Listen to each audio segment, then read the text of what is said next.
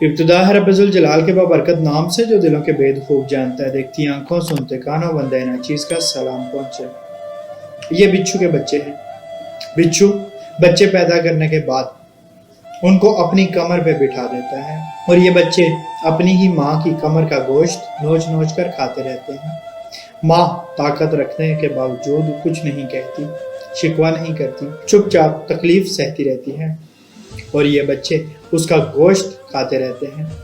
ماں چلنے کے قابل نہیں رہتی، لیکن بچے خود چلنے کے قابل ہو جاتے ہیں، تب تک ان کی ماں بھی مر جاتی ہے اور یہ بچے اپنی زندگی میں مگن ہو جاتے ہیں۔ آج ہم میں سے بہت سے لوگ بالکل بچھو کی طرح بن چکے ہیں۔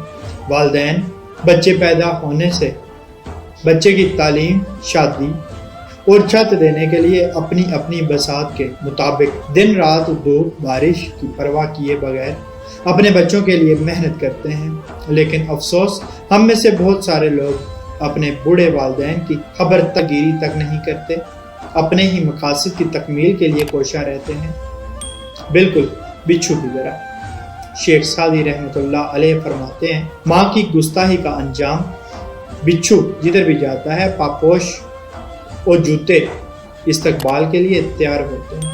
اللہ پاک سمجھ کی توفیق عطا فرمائے، اللہ پاک آسانی حاصل اور تقسیم کرنے کا شرف عطا فرمائے، آمین، جزاک اللہ۔